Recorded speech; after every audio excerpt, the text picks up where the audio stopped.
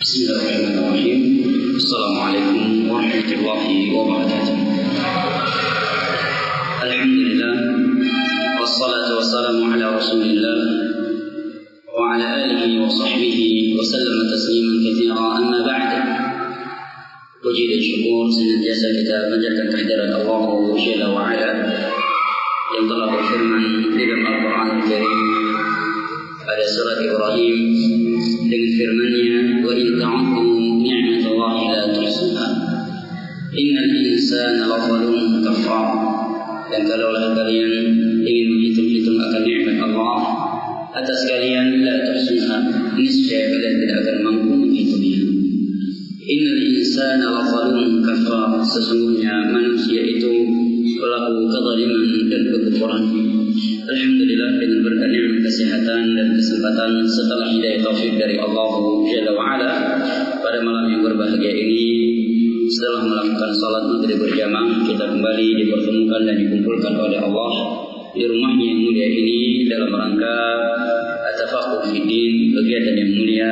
Maka kita memohon kepada Allah yang telah mengumpulkan kita di rumahnya yang mulia ini agar kembali mengumpulkan kita di dalam syurga Firdausnya di hari kiamat kelak. Allahumma amin. Salawat beserta salam senantiasa kita sajikan kepada Nabi besar kita, keluarga dan segenap sahabat-sahabat beliau ridwanullahi alaihim ajma'in. Jamaah yang dimuliakan Allah rahimani wa rahimakumullah, kita masih pada pembahasan 6 rukun iman. Dan yang telah kita selesaikan adalah pembahasan iman kepada Allah, pembahasan iman kepada malaikat-malaikat, dan pembahasan iman, dan kita masih pada pembahasan iman kepada, dan juga telah kita selesaikan pembahasan iman kepada kitab-kitab. Kemudian kita masih pada pembahasan iman kepada para rasul. Pembahasan ini pembahasan yang sangat penting karena sumber Islam, sumber pembahasan akidah kembali kepada 6 rukun iman ini. Iman kepada Allah, iman kepada malaikat, iman kepada kitab-kitab, iman kepada para rasul, iman kepada hari akhir, dan iman kepada takdir. Baik tidak baiknya kehidupan seorang hamba di dunia ini, bahagia atau celakanya dia dunia dan akhirat, ini tergantung pemahaman dan akidah dia terhadap 6 rukun iman ini. Dan kalau kita melihat kepada kitab-kitab akidah yang ditulis oleh para ulama, baik yang ringkas maupun yang berjilid-jilid, itu sumber pembahasannya adalah 6 rukun iman di atas itu. Tidaklah terjadi berbagai penyimpangan dan kekeliruan dalam bab akidah, melainkan kembalinya adalah ke pembahasan 6 rukun iman itu. Ada yang murji'ah dalam masalah takdir, misalkan di sana ada qadariyah, ada murji'ah, ya. Kembali juga kepada salah satu dari 6 rukun iman ini. Oleh karena itu, seringkali saya ingatkan bahwa 6 rukun iman ini tidak sekedar dihafal. Karena sekedar menghafal bahwa rukun iman ada 6, semua orang bisa menghafalnya. Tetapi yang lebih penting, dan itu yang paling utama, bagaimana pemahaman yang benar terhadap 6 rukun iman tersebut. Dan tentunya sumber akidah Islam, sumber akidahnya kaum muslimin adalah Al-Quranul Karim dan sunnahnya Rasulullah SAW dengan pemahaman para sahabat Nabi yang kemudian diriwayatkan oleh murid-murid mereka para tabi'in, kemudian diriwayatkan lagi oleh murid-murid para tabi'in yang disebut dengan tabi'ut tabi'in, kemudian oleh murid-murid mereka seperti imam, 4 mazhab dan seterusnya, kemudian mereka bukukan dalam kitab-kitab mereka. Pada pertemuan yang lalu, ya, ada yang telah menjawab dan menyebutkan 25 para rasul, 25 para nabi yang Allah sebutkan dalam Al-Quran. Ya. Kemudian saya janjikan sebuah hadiah. Hadir beliau malam ini. Siapa ya? Antum ya? Minggu lalu yang menjawab 26 nama nabi dan para rasul. Masya Allah, ini hadiahnya. Ada satu lagi hadiah dari saya, tapi tadi pertengahan perjalanan baru saya ingat. InsyaAllah masih ada yang tolong berikan kepada beliau. Baik. Ini ada satu lagi dari Bang Fadil Riyad Sor. Ini minyak wangi dari negerinya Nabi kita SAW. Dari Mekah. Ini akan saya berikan kepada orang yang bisa menyebutkan nama-nama para nabi dan para rasul yang jumlahnya 25 yang Allah sebutkan dalam Al-Quran dengan cepat. Siapa yang bisa menyebutkan nama para nabi dan para rasul yang jumlahnya 25 yang Allah sebutkan dalam Al-Quran? Saya berikan minyak wangi dari daerah Nabi kita sallallahu alaihi wasallam. Nah, silakan. Kasihkan mic ke beliau.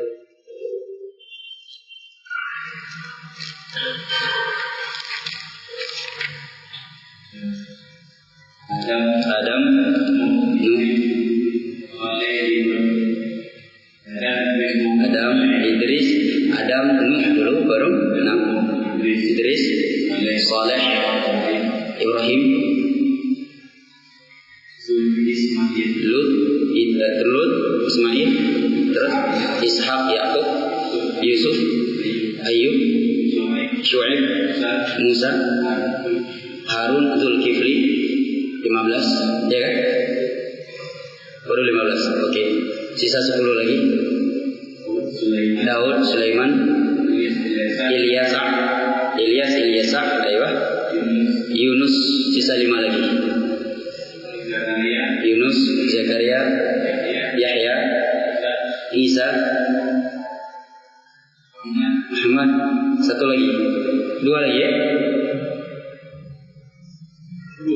Hud, 1 lagi.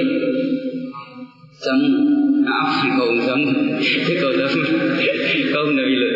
Nah, sudah. Ayub 1 lagi ya. Udah disebutkan tadi Ayub.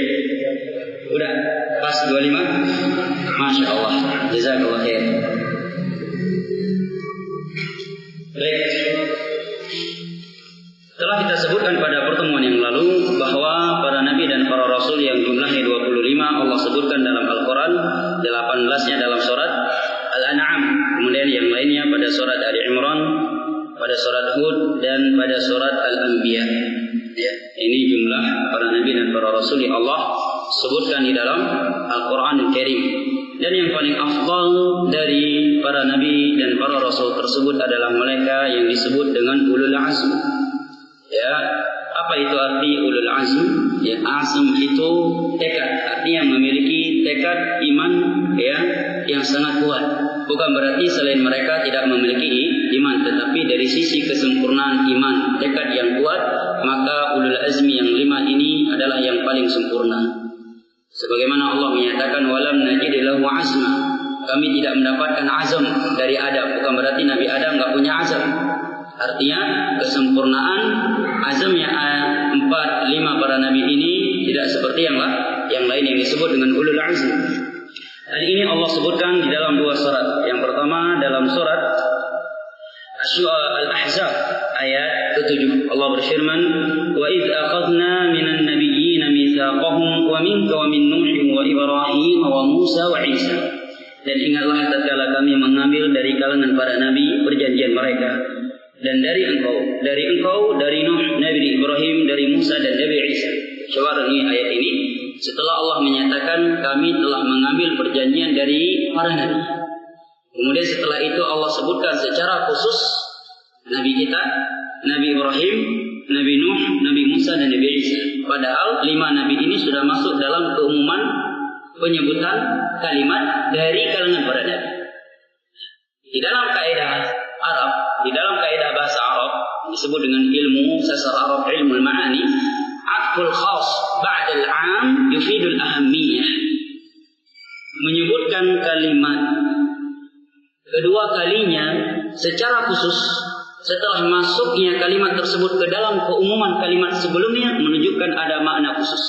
Misalkan saya katakan datang masyarakat penduduk Ketapang dan Pak Geciknya kepada saya. Padahal Pak Gecik sudah masuk ke dalam kalimat masyarakat Ketapang tadi.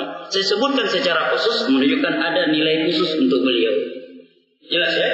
Datang ke rumah saya ya jamaah Masjid Al-Fitrah dan Pak Muslim. Padahal beliau bagian dari jamaah Al-Fitrah. Saya sebutkan secara khusus namanya karena ada nilai khusus dan seterusnya. Jelas ya?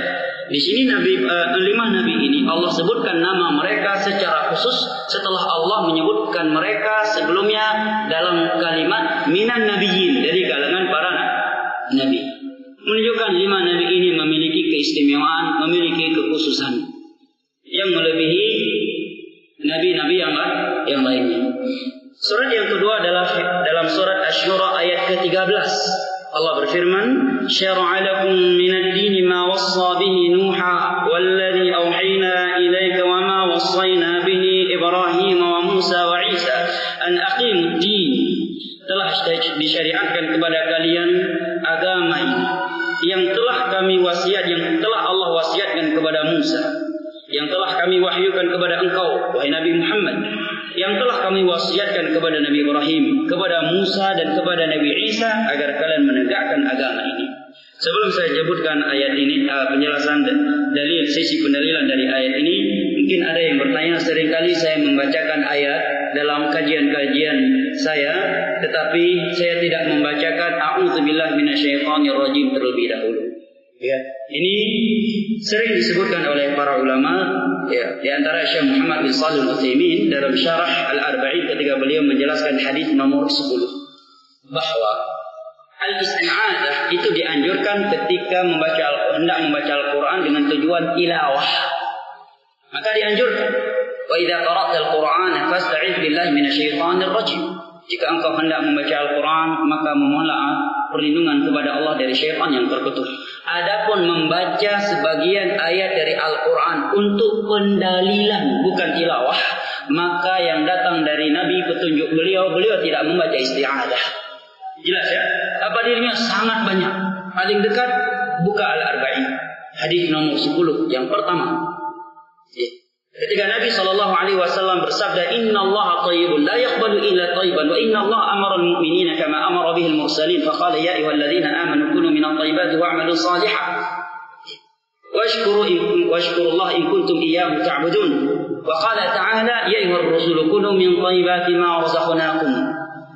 Nabi menyatakan sesungguhnya Allah Maha Baik, tidak akan menerima kecuali yang baik, dan sesungguhnya Allah memerintahkan kaum mukminin sebagaimana perintahnya Allah kepada para rasul. Kemudian beliau pun membacakan dua ayat tadi tanpa mengucapkan a'udzubillahi minasyaitonirrajim terlebih dahulu.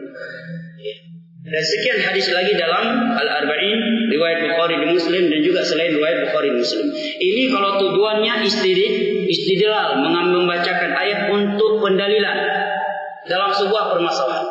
Bedanya kalau kita ingin baca Al-Quran tujuannya tilawah, maka perintah Allah agar kita beristi'adzah sebelum membaca. Jelas ya?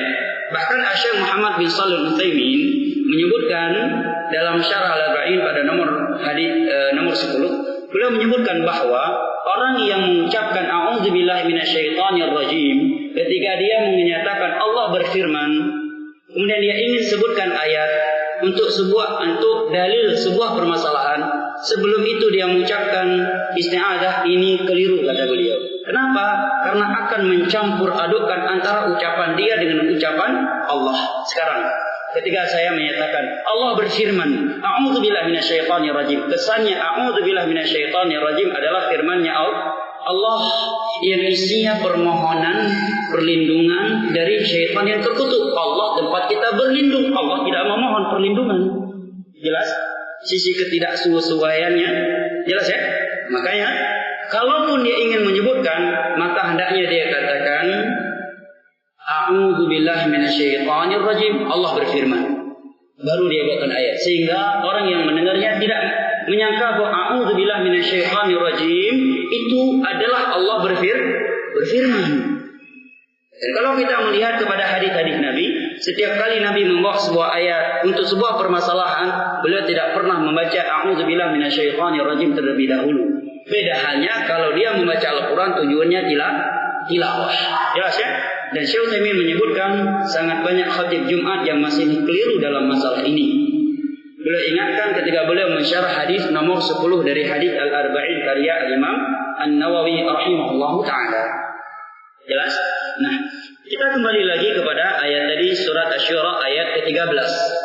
Allah menyebutkan bahwa Allah telah memerintahkan kepada 5 nabi dan rasulnya untuk menegakkan agama ini. Apakah perintah ini hanya kepada 4 nabi dan rasul ini? Sungguh tidak. Semua para nabi dan para rasul juga mendapatkan perintah untuk menegakkan agama Allah. Tetapi Allah sebutkan 5 nabi, 5 rasul ini secara khusus, menunjukkan keistimewaan dan kekhususan mereka. Sehingga para ulama menyatakan bahwa mereka ada ulul azmi.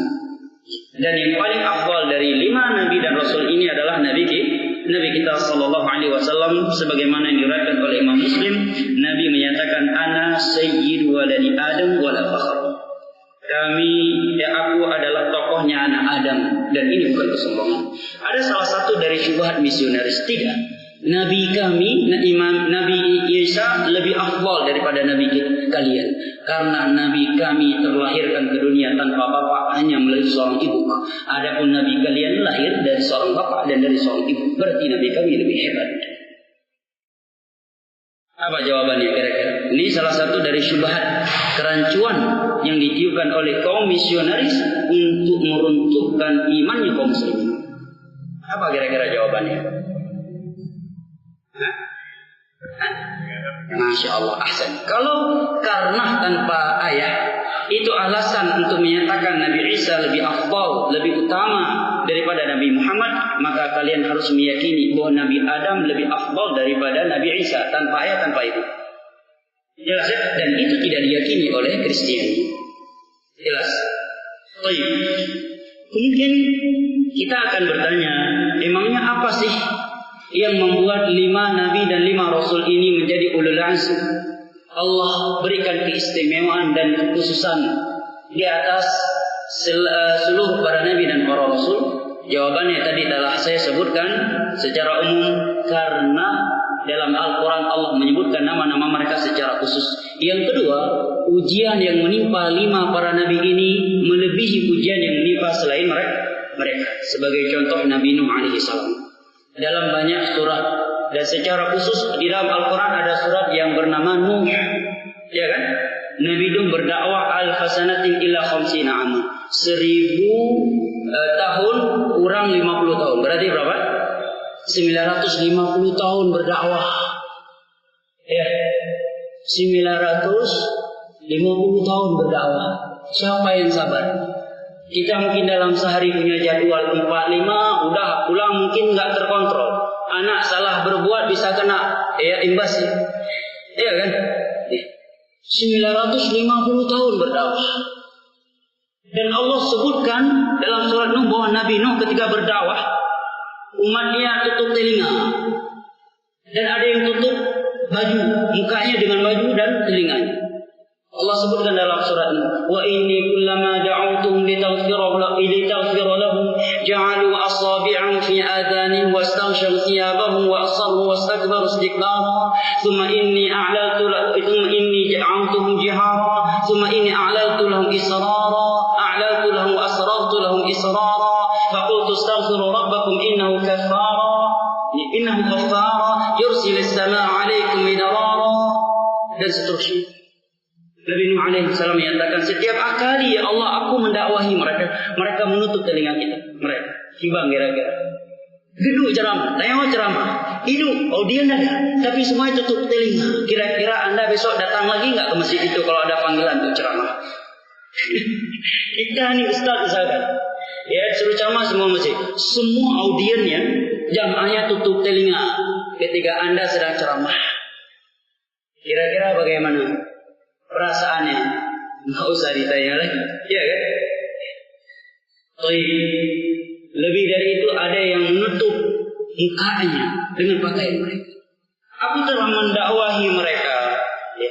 Padahal tujuan aku agar mereka diampuni oleh Allah. Ini tujuan dakwah para nabi dan para rasul. Dan ingin melihat dakwah orang yang menyerupai, yang serupa dengan dakwah para nabi dan para rasul. Lihat aja kemana arahnya.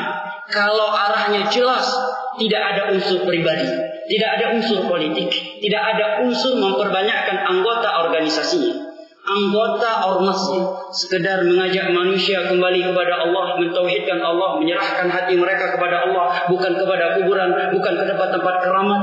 Beribadah harus sesuai dengan tuntunan Nabi. Kalian muliakan saya ataukah tidak? Inilah dakwah mereka para nabi.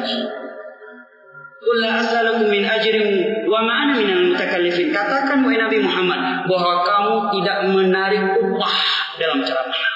Ya, berapa ceramahnya? 3 juta. 3 juta, mohon maaf, sudah ada yang minta tempat lain. Harganya 5 juta. Oh ini Pak Ustaz ke 8 juta. Karena nak pengen gaji.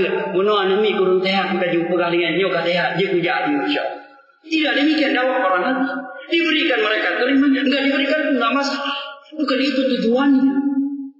Dan jelas dakwah yang benar itu mengajak manusia untuk mentauhidkan Allah, meninggalkan kesyirikan, mengajak manusia untuk beribadah mengikuti tuntunan Nabi SAW. Jangan mengada-adakan perkara baru dalam urusan agama. Sebaik-baik tuntunan kita, panduan kita, sebaik-baik suri teladan kita adalah Nabi Muhammad dalam bab akidah, dalam bab ibadah, dalam bab akhlak. Ikuti itu. Kita dimuliakan ataukah tidak, itu bukan misi dan visi dakwah mereka pada Nabi. Jelas Nabi Nuh menyatakan, wa kullama da'utum litaghfira lahum, ya Allah, setiap kali aku mengajak mereka tujuannya agar Engkau mengampuni dosa-dosa mereka. Tidak ada proyek, tidak ada ujung-ujungnya harus saya sholat jenazah. Yang lain jangan. Kalau sholat jenazah bayarnya berapa? Dia bayar. Harus saya yang ambil paket bedah kubur, yang baca Al-Quran atas kuburan. Kalau sama saya cuma 7 juta, sama yang lain lebih dari itu. Sama saya 7 juta tanpa ada harus telur setengah matang dan tidak harus diantar kopi lagi. Qul la as'alukum min ajr. Wahai Muhammad, katakan kepada umat ini bahwa aku berdakwah tidak meminta upah kepada kalian. Tidak aku mintakan upah kepada kalian. Wa ma ana mutakallifin, wa ma ana minal mutakallifin. Dan katakan kepada umatmu bahwa engkau bukan orang-orang yang suka memberat-beratkan diri dan umat ini. Jelas dakwah mereka pada diri. Tetapi ketika Nuh mengajak mereka tutup telinga mereka. Apakah Nabi setelah itu, wahai Allah, katibin aku dakwah. Itu dakwah dong. Itu pimu begahaba. Katibin bahlong pensiun dini mendem. Tidak Nabi ini. Tidak. 950 tahun lamanya dakwah Nabi Nuh alaihissalam. Padahal audien yang beliau ajak tutup telinga jamaah. Mungkin kalau kita udah minta pensiun dini, kalau seperti itu medan dakwahnya. Lebih dari itu Allah memerintahkan Nabi Nuh untuk membuat perahu di tengah-tengah padang pasir yang jauh dari laut. Jangankan banjir, hujan pun jarang turun. Padang pasir. Allah perintahkan Nabi Nuh untuk buat perahu yang besar. Karena Allah telah merintahkan untuk saat ini nggak akan bertambah lagi orang yang beriman kepada. Buat perahu dan akan terjadi banjir yang sangat besar yang nantinya engkau membawa orang-orang yang beriman ke dalamnya. Maka Nabi Nuh mulai membuat perahu di tengah-tengah padang pasir. Kemudian Allah menyatakan wa kullama alaihi mala'um min qaumihi sakhiru min. Setiap kali kaum Nabi Nuh melewati Nabi Nuh, menertawai Nabi Nuh. Karena anu orang mereka lagi orang pengongsi bang gepegat bot aduh padang pasir pukul bot hoyak babut padi beli. Kemana dia bawa perahunya? Di tengah-tengah padang pasir, air nggak ada. Apakah dia akan menghidupkan perahunya di atas pasir? Sakhirumi. Mereka memperolok-olok Nabi Nuh. Mereka menyatakan Nabi Nuh gila, Nabi Nuh sinting, Nabi Nuh tidak sehat. Dia buat perahu di tengah-tengah padang pasir, laut tidak ada, sungai tidak ada. Kemana dia bawa perahu itu? Sakhirumi. Mereka memperolok-olok Nabi Nuh. Nggak mudah jamaah kayak gitu, ya kan? Kita terkadang baru berusaha mengikuti Nabi dalam hal-hal kecil. Dari mulai jonggot berusaha. Pakai hai lain nak lo kalau kayak kami. Nah, mulai ini update itu. Ini bukan sunnah karena memang secara medis sehat. Dan memang gaul karena di lingkungan beda. Kalau di lingkungan yang paham itu sunnah, kita harus memelihara sunnah Nabi. Di lingkungan nyokan jenggot, jenggot karena supaya lebih sehat. Karena yang lain. Enggak kuat diejek. Enggak kuat ditertawain. Hai lain nak kalau pakai lagi nyoh hanya dia. Bisa udah berubah. Nabi Nuh dikatakan gila, dikatakan sinting, dikatakan tidak normal karena buat perahu di tengah-tengah padang pasir. Nabi Nuh mendapatkan perintah dari Allah. Beliau yakin apa yang diperintahkan oleh Allah pasti itulah yang terbaik. 950 tahun beliau berdakwah, pada akhirnya anak kandung sendiri dan istrinya, teman tidurnya tidak mau beriman kepada beliau. Coba bayangkan. Ya. Siapa yang tidak bersedih? Air bah sudah datang. Ya. Nabi Nuh masih memanggil ya bunayyarkam ma'na wa la takun ma'al kafirin dalam surat itu. Air bah udah naik. Nabi Nuh masih manggil putranya, wahai putraku, kemari bersamaku, naik perahu. Jangan kamu ikuti ibumu, orang kafir, non muslim dia, ingkar dia kepada Allah. Ikuti ayahmu, naik ke perahu. Apa jawab anaknya? Sawi ila jabali ya'simuni minal ma. Wahai sang ayah, saya akan lari, saya akan mendaki gunung, saya akan naik ke gunung sehingga saya bisa selamat dari air bah ini. Apa dijawab Nabi Nuh? La asimal yawma min amrillah. Wahai anakku, enggak ada yang bisa selamat hari ini dari azab Allah ini kecuali orang-orang yang beriman. Anaknya tetap sampai gunung dah tenggelam. Nabi Nuh melihat dengan kedua matanya anak dan istrinya tenggelam. Allah tenggelamkan di depan kedua mata beliau. Tapi Allah, beliau berdoa kepada Allah, innahu min ahli, ya Allah, anakku adalah keluargaku ya Allah. Maka Allah jawab, innahu laysa min ahlik, innahu amalun ghairu salih. Wahai Nuh, anakmu itu bukan keluargamu karena agamanya berbeda dengan kamu.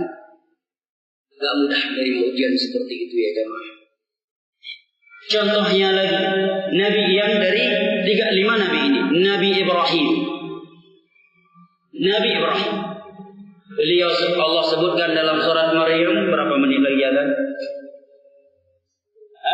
10. Allah menyatakan dalam surat Maryam, "Wadhkur fil kitab Ibrahim, innahu kana siddiqan nabiyya, idh qala li abihi ya abati lima ta'budu ma la yasma'u wa la yubsir wa la yughni 'anka shay'a, ya abati inni qad ja'ani min al-'ilmi ma lam ya'tika fattabi'ni ahdika siratan sawiyya, ya abati lima ta'budu ma la ya abati la ta'budu syaitan inna syaitana kana lir-rahmani 'asiyya, ya abati inni akhafu an yamassaka 'adabun min ar-rahmani fatakuna li syaitani waliyya." Ini dakwah Nabi Ibrahim.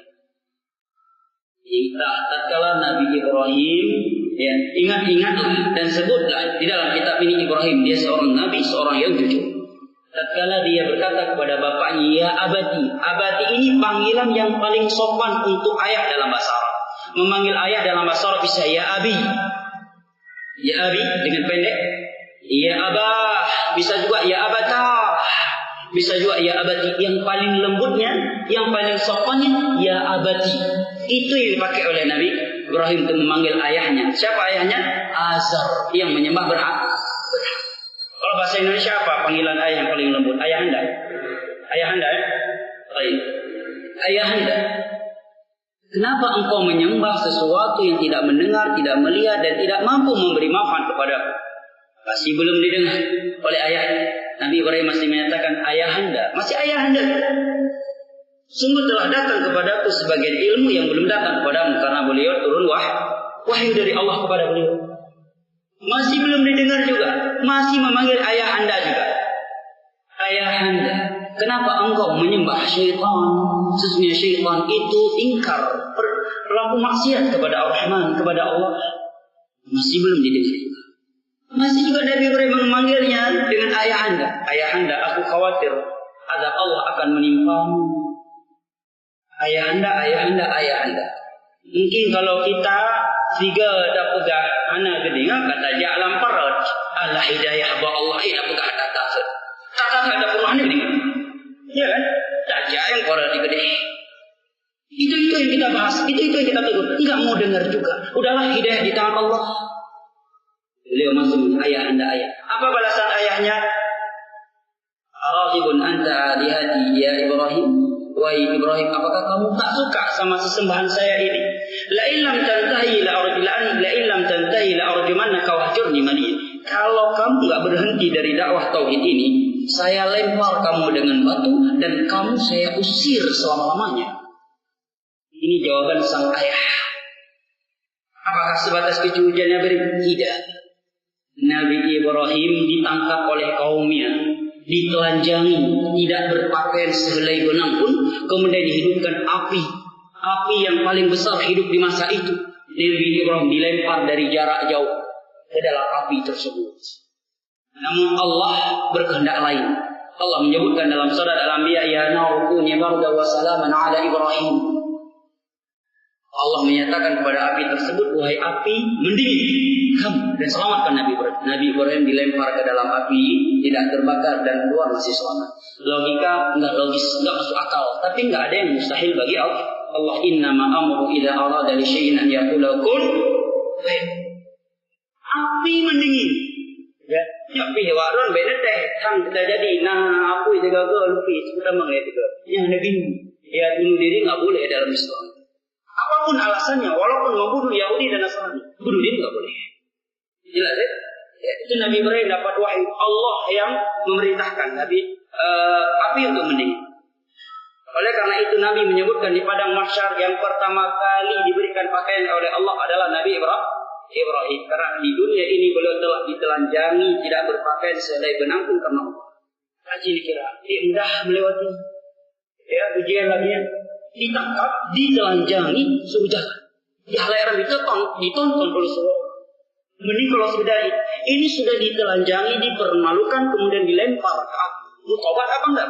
Kamu tinggalkan enggak agama ini? Kalau enggak kamu saya lempar ke dalam api yang udah ada. Mungkin kalau kita Allah kan Maha Pengampun. Nabi Ibrahim hanya mengucapkan apa? Hasbi Allah wa ni'mal wakil. Cukuplah Allah tempat aku memohon perlindungan, tempat aku berdiri. Setelah beliau berdoa seperti itu, api mendingin, tidak terbakar. Selesai ujiannya belum. Nabi Ibrahim sekian lama dengan Sarah tak punya anak. Imam Ibnu Katsir menyebutkan Israiliyat umur beliau 80 tahun. 80 tahun lamanya enggak punya anak. Setelah umur 80 tahun Allah anugerahkan seorang anak laki-laki dari istri kedua beliau yang bernama Hajar. Begitu Nabi Ismail 13 tahun setelah itu Allah anugerahkan untuk beliau Nabi Ishak dari Sarah, dari istri pertama. Ketika beliau sudah punya putra pertama Ismail sudah beranjak dewasa, Allah perintahkan Nabi Ibrahim, wahai Ibrahim, sembelih leher putramu Ismail.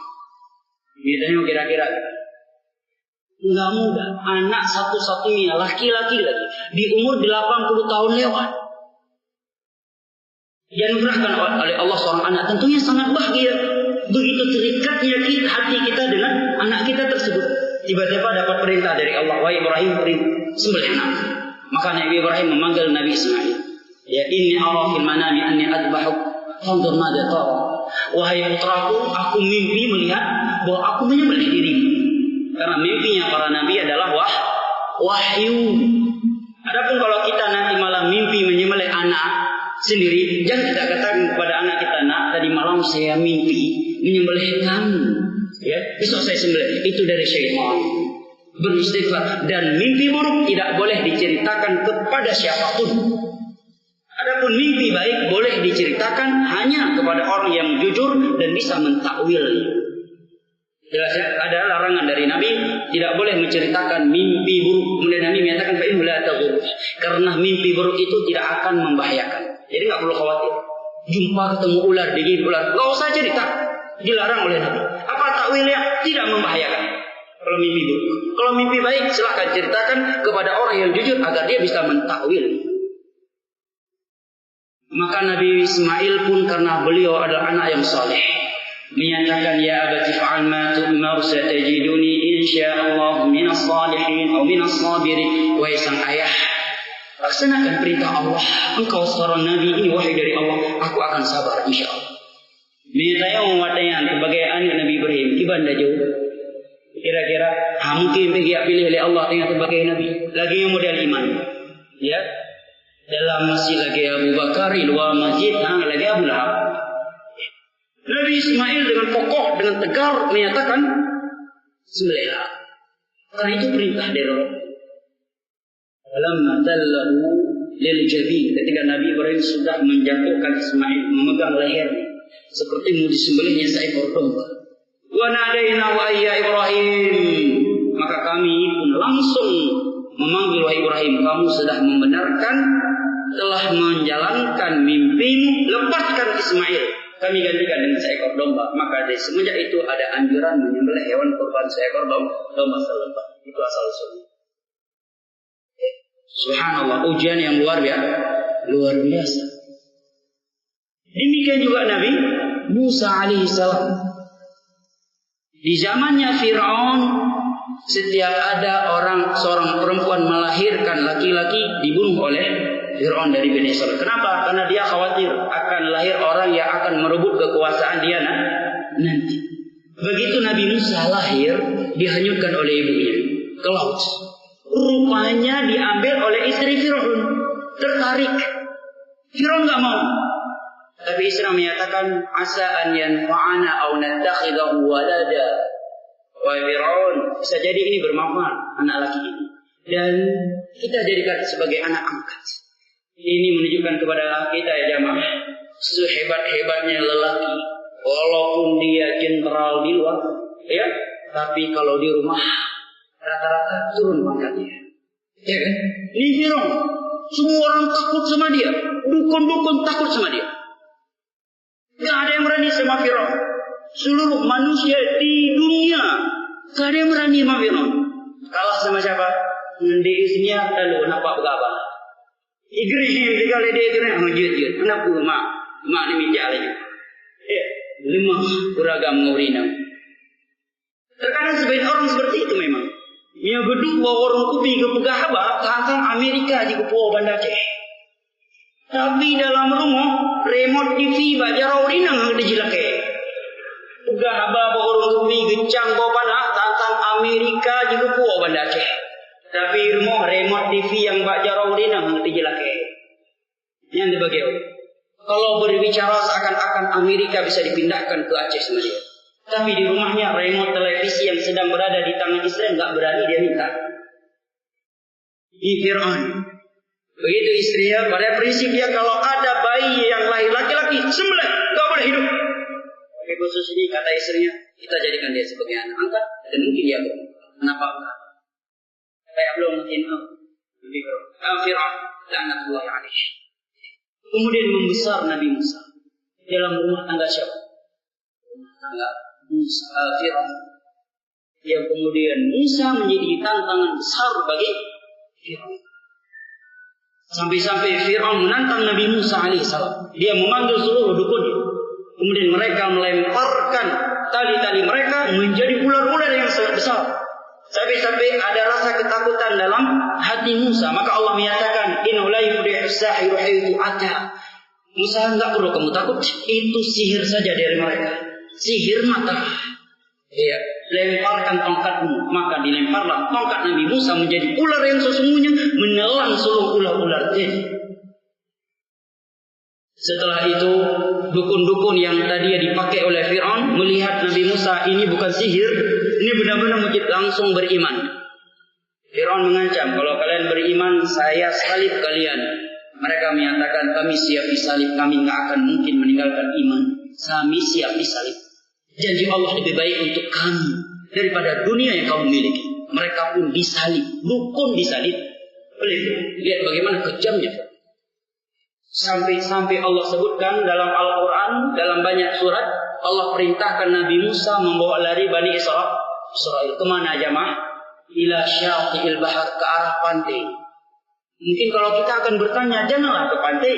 Karena kalau ke pantai, kalau dikejar, kita udah di pantai, mau lari kemana? Di depannya udah laut, kan begitu? Nabi Musa enggak membantah. Ia betul-betul berserah diri. Wa antum muslimun kepada Allah. Sampai ke pantai. Falamma tara al-jama'ani qala ashabu Musa inna lamudrakun. Ketika bala tentara Fir'aun sudah dekat dengan pantai, sudah saling melihat. Kaum Nabi Musa melihat Fir'aun, bala tentara sudah semakin dekat. Orang-orang yang beriman yang bersama Nabi Musa berkata, wahai Musa, kita pasti ketangkap. Apa jawab Nabi Musa? Kala, sekali tidak, karena ini perintah Allah, nggak mungkin konyol. Setelah itu Allah memerintahkan Musa yang memiliki tongkat kecil, pukulkan tongkatmu ke laut. Nabi Musa juga nggak menyadari, ya Allah, tongkat sekecil ini bisa membelah laut? Kayaknya nggak mungkin. Allah menyuruh Nabi Musa untuk melakukan sebab selebihnya datang dari Allah. Terbelah laut.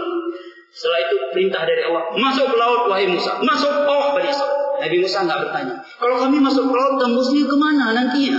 Kami akan tenggelam. Luar biasa perintah. Makanya 5 nabi ini disebut dengan ulul azm. Allah berikan keistimewaan dan kekhususan. Saya kira sampai di sini. Ya, kita lanjutkan pada pertemuan mendatang. Subhanallahumma wa bihamdika asyhadu an la ilaha illa anta astaghfiruka wa atubu ilaik. Wassalamualaikum warahmatullahi wabarakatuh.